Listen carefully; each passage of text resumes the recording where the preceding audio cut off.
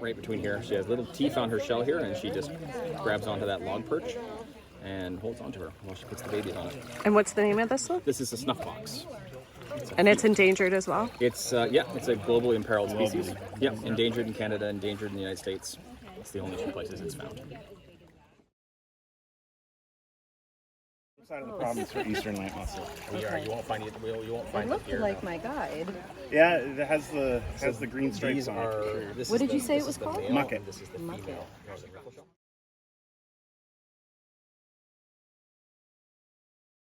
Another one of the endangered species that we find here in the Sydenham River. It's the kidney shell, and the way that we teach the people here to identify this species is by looking for these little square spots that we see on the shell. It's a characteristic of that species that no other species has.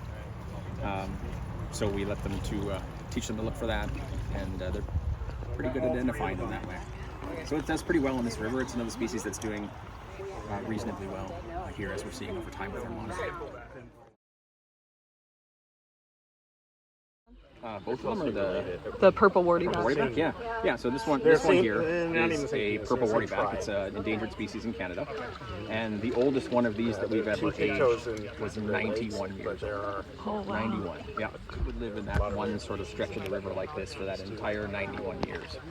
So that's part of the reason why there's such an imperiled group, because they really have no ability to move. So anything that happens over those 9 decades, this animal just has to absorb it and carry on. We just did I've got the bumpy ones to show you.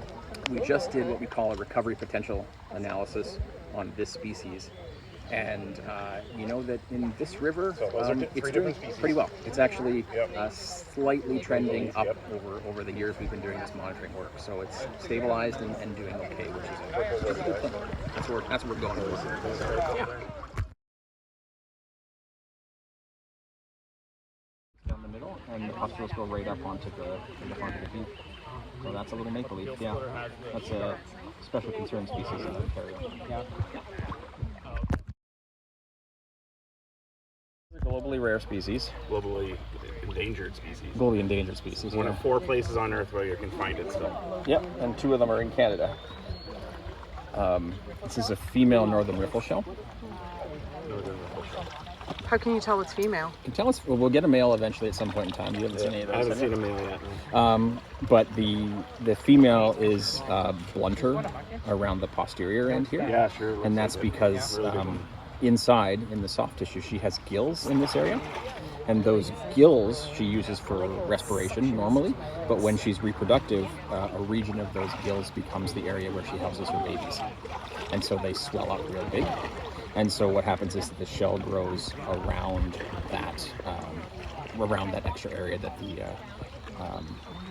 gills are taking up.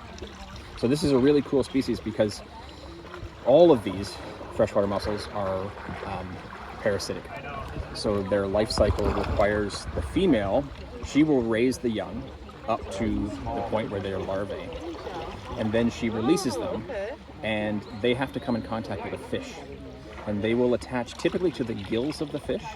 They'll remain there for maybe 30 days while they develop. And then when they drop off the gills, they're fully formed mussels at that point.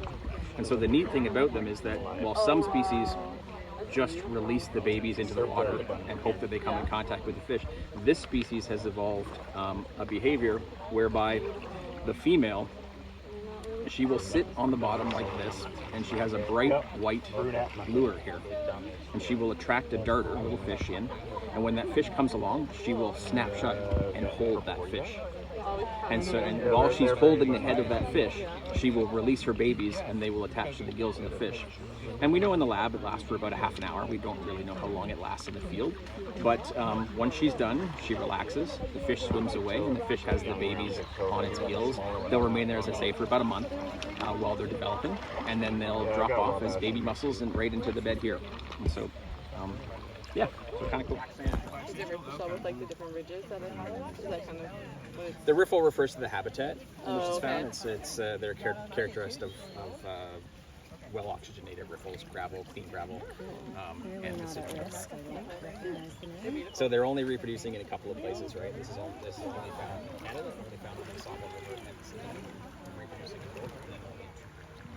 They used to be abundant in the Victoria River, and the mussels arrived in